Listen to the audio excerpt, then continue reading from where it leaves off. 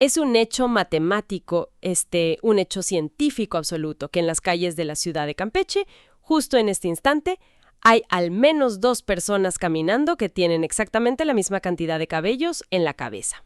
Así es, ni un pelo más ni un pelo menos. Y lo más increíble de todo esto es que no necesitamos ir a buscar a esas personas.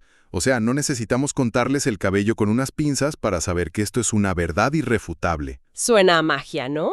O a un truco mental, pero en realidad es pura lógica deductiva. Es, pues, la belleza de saber que algo existe sin tener que observarlo directamente. Totalmente. Y precisamente de esa arquitectura invisible vamos a platicar hoy.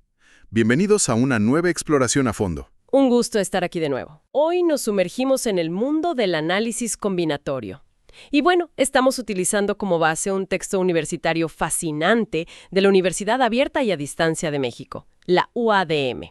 Un texto muy completo, la verdad. Sí, muchísimo. Y nuestra misión en esta charla es descubrir cómo unos principios matemáticos de conteo, que podrían parecer, no sé, simples juegos de niños, son en realidad las herramientas pesadas que permiten a la ciencia y la tecnología resolver los problemas más masivos de nuestro día a día. Es que, a ver, para entender cómo pasamos de contar bloques de colores en el kinder a estructurar el mundo digital, hay que mirar un poco la historia. Hasta antes del siglo XX, la combinatoria era vista con muchísimo desdén por la comunidad científica. Con desdén. ¡Wow! Sí, sí.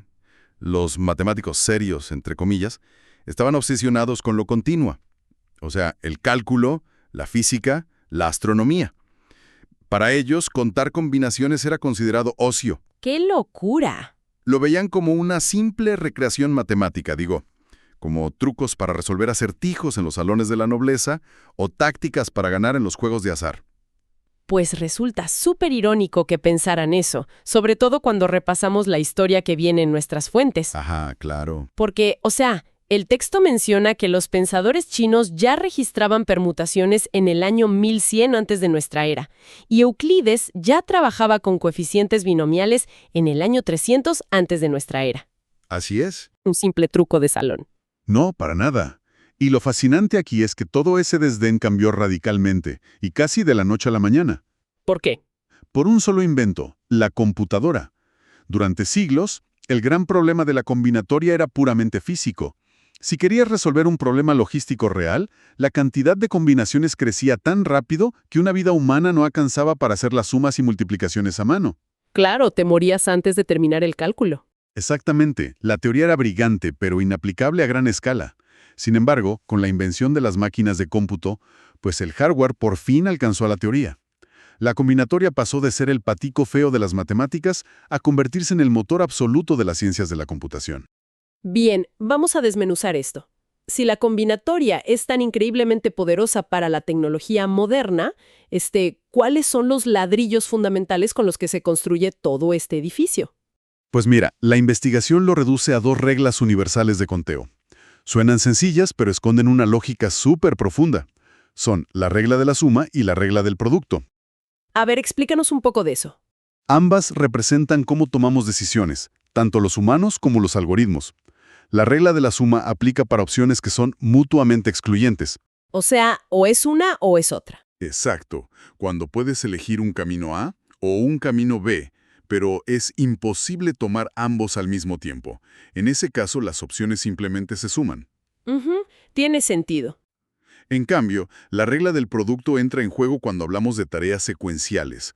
Cuando tomas una decisión A y, a raíz de esa decisión, se abre un abanico de nuevas opciones B, ahí es donde las posibilidades se multiplican. Para visualizar esto sin caer en puras abstracciones, imaginemos un par de escenarios cotidianos para quienes nos escuchan. Pensemos en alguien entrando a la biblioteca virtual de la UNADEM. Ok, me gusta. Digamos que en el catálogo hay 10 libros diferentes de matemáticas discretas, 8 de análisis matemático, 6 de cálculo y 8 de álgebra. Si el objetivo es llevarse solamente un libro a casa para estudiar el fin de semana, aplicamos la regla de la suma. Exactamente, porque solo te llevas uno. Ajá, sumamos 10, más 8, más 6, más 8. El resultado es 32. Hay 32 opciones en total. Es un evento único y directo. Tal cual. Pero la verdadera explosión de posibilidades, el mecanismo que realmente hace pensar a una computadora, es la regla del producto. Representa la creación de líneas de tiempo alternativas, por así decirlo. Y el contraste es brutal. Pensemos ahora en una cafetería. Digamos que el menú ofrece 11 bebidas diferentes, pero además acaban de agregar 24 opciones distintas de repostería. Ya me dio hambre. Sí, a mí también. Pero bueno, si la meta es pedir un combo que incluya forzosamente una bebida y un postre, aplicamos la regla del producto. Cada una de esas 11 bebidas crea 24 universos paralelos de postres. Se multiplican. Exacto. Multiplicamos 11 por 24 y ¡pum! El menú acaba de generar 264 combinaciones diferentes. Y ese salto exponencial es el principio fundamental detrás de sistemas mucho más complejos.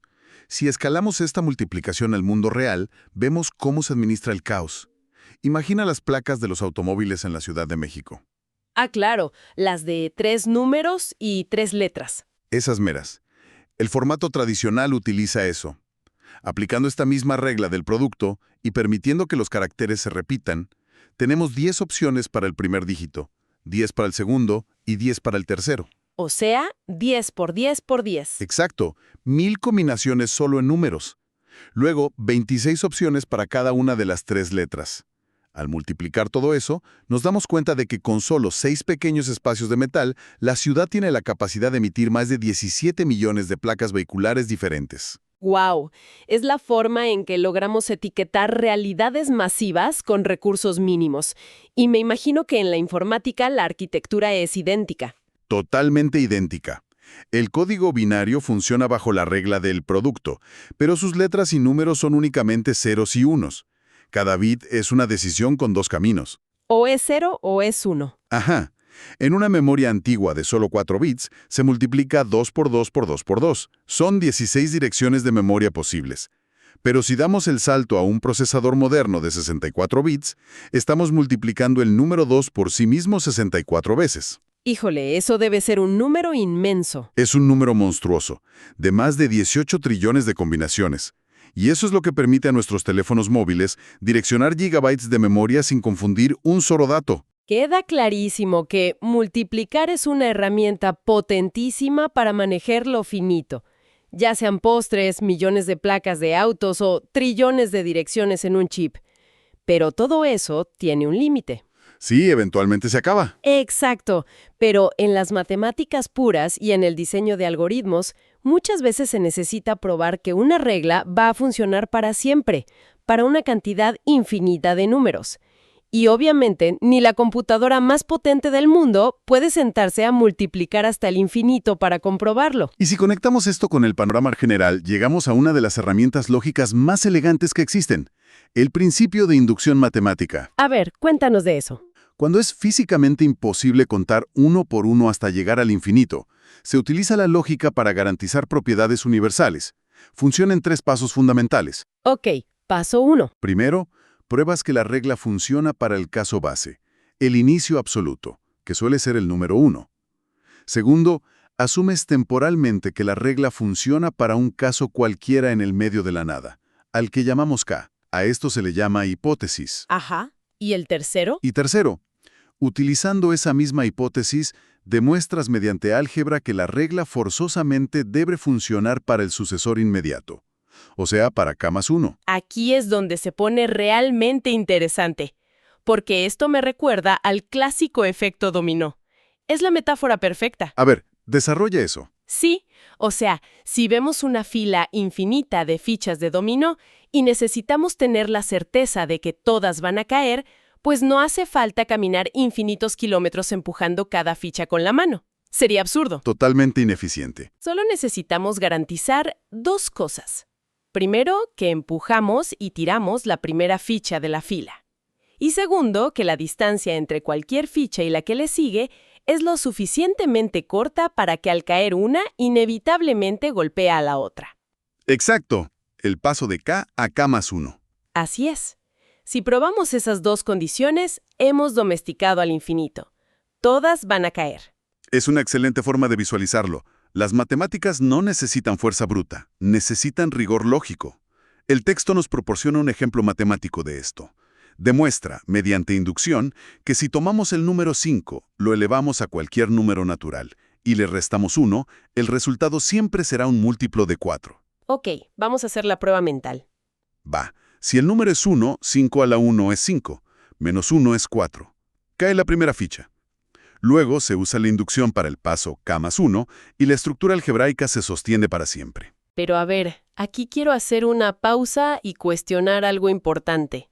Porque entiendo la belleza matemática de probar algo hasta el infinito. Pero, en el mundo real, y especialmente en las ciencias de la computación, los recursos son finitos. Muy cierto. Una computadora tiene un límite de memoria y eventualmente se va a quedar sin espacio o se va a apagar.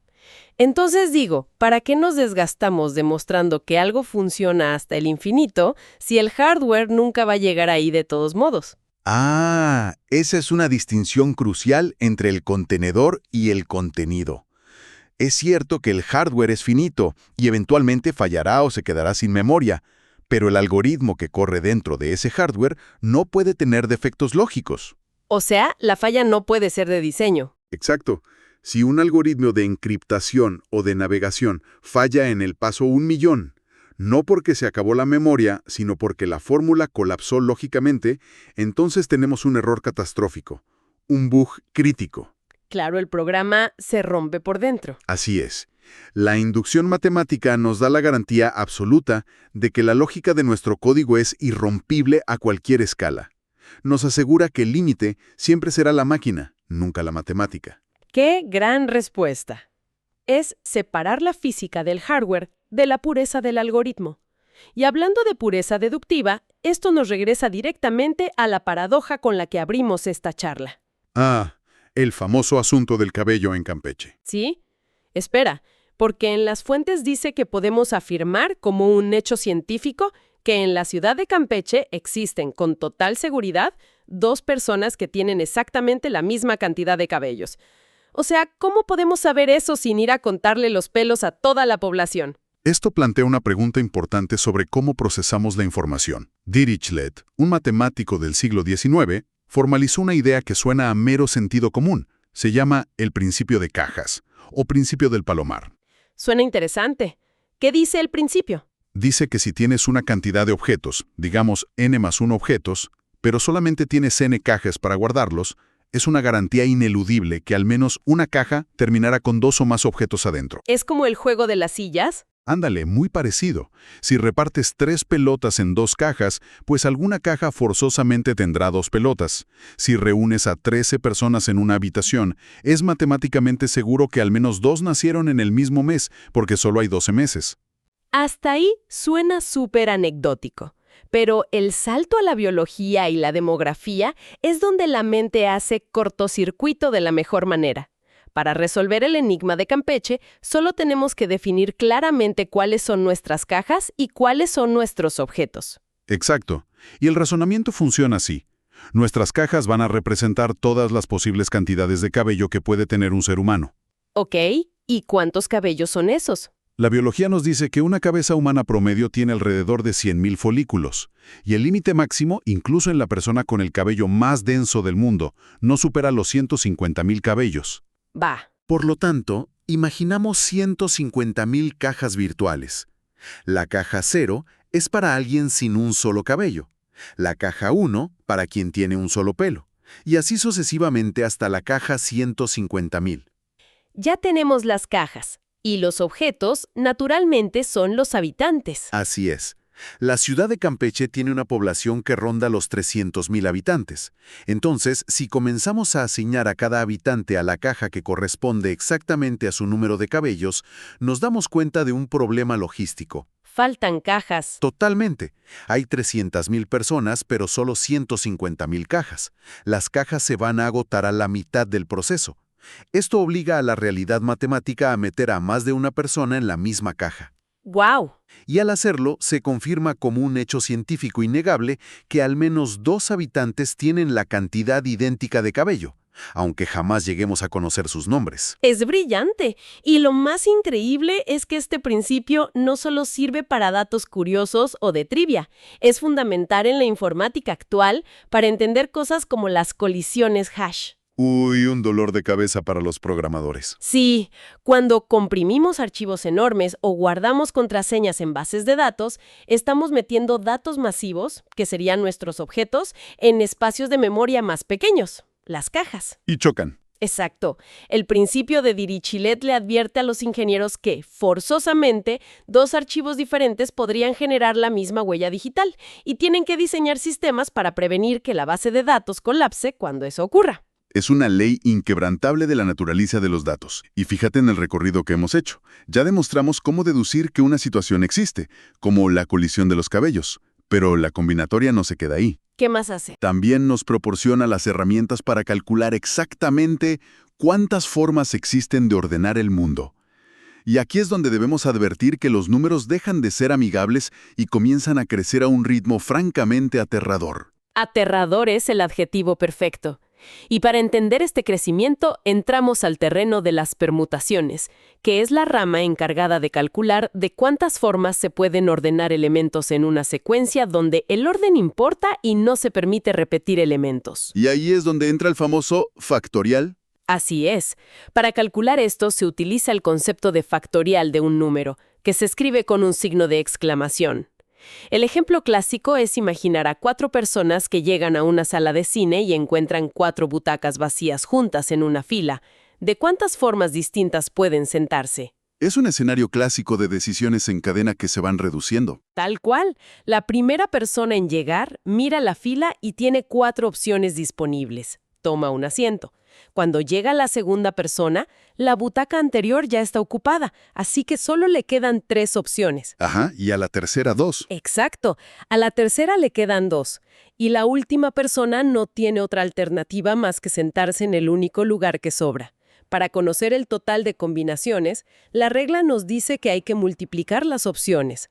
4 por 3 por 2 por 1. El resultado es 24. Existen 24 maneras únicas de que esas 4 personas se sienten. A esto se le conoce como el factorial de 4. Y 24 parece un número muy manejable, ¿no? Bastante manejable. El problema es que la naturaleza humana tiene grandes dificultades para comprender el crecimiento exponencial del factorial. Según los datos analizados en la fuente, si intentamos traducir el crecimiento de los factoriales a tiempo real, los resultados son impactantes. A ver, danos un ejemplo. Supongamos que analizar cada permutación nos toma exactamente un segundo. Si queremos calcular el factorial de 10, que es 10 por 9 por 8 y así hasta el 1, estaríamos hablando de poco más de 3 millones de combinaciones. En segundos, eso equivale a casi 6 semanas continuas. 6 semanas. Híjole, es mucho tiempo, pero es un lapso que la mente humana todavía puede visualizar. Son unas largas vacaciones. Exacto.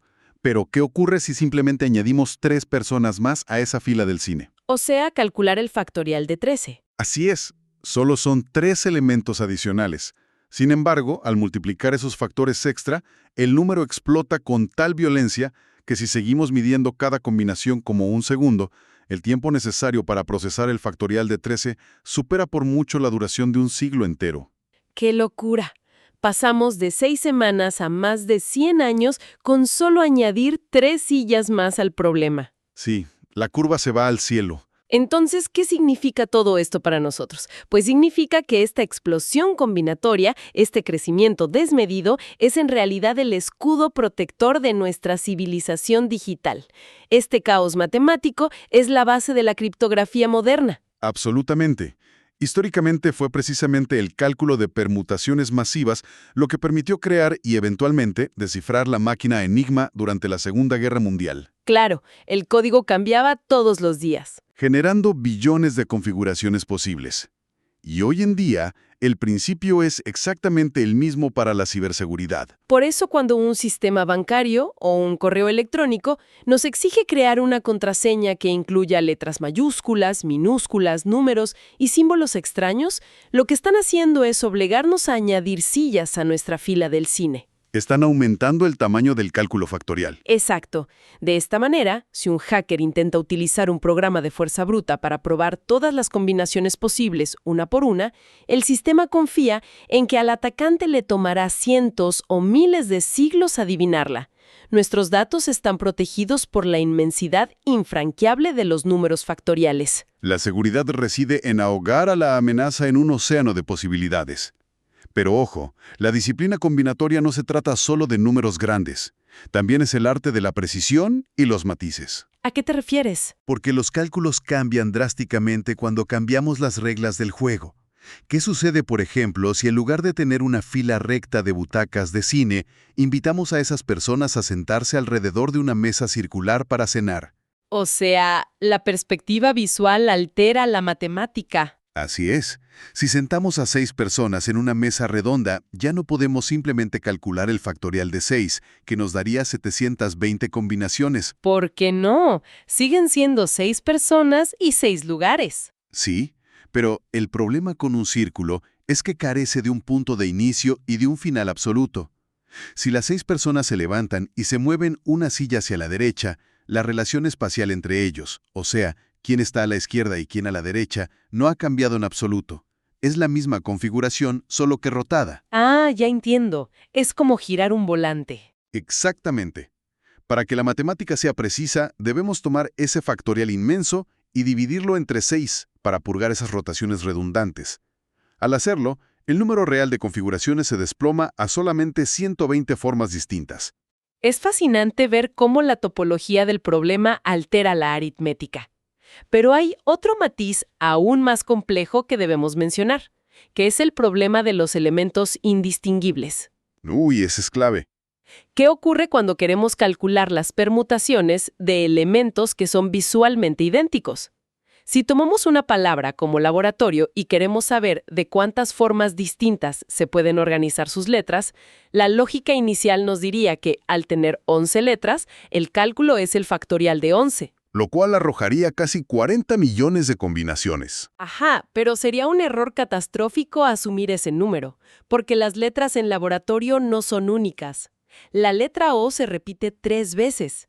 La A y la R aparecen 2 veces cada una. Y la computadora no sabe distinguir una O de la otra. Exacto. Si agarramos la primera letra O y la intercambiamos de lugar con la última letra O, a nivel visual y práctico, la palabra sigue diciendo exactamente lo mismo. No hemos creado una permutación nueva, hemos creado un clon. Y contar clones infla los números falsamente. Sí.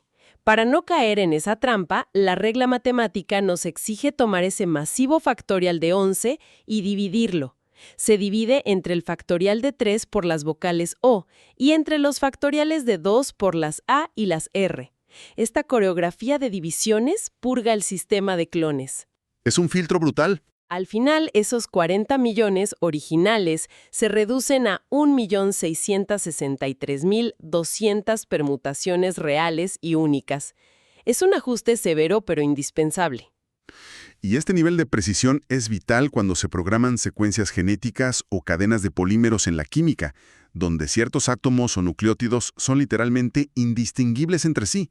Un error de sobreconteo en la teoría podría arruinar un experimento carísimo en el laboratorio.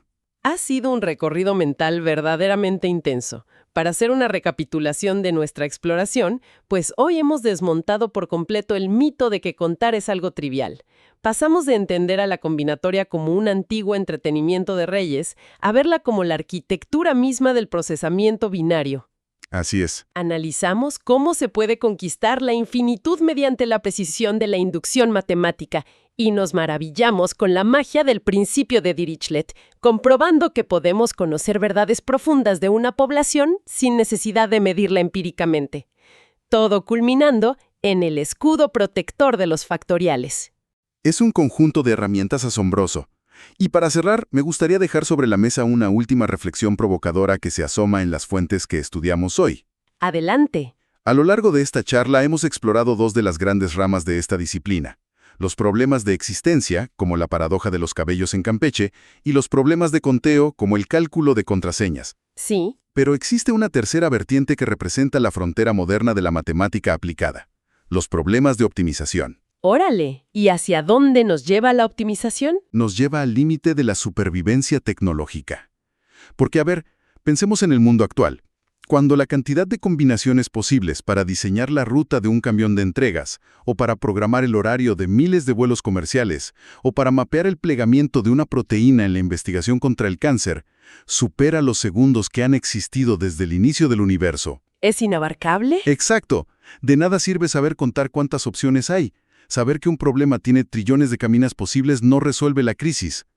El verdadero reto moderno, el santo grial de las ciencias de la computación, es desarrollar algoritmos de optimización capaces de navegar por ese océano inabarcable y encontrar, de entre todas ellas, cuál es la mejor opción absoluta. Wow.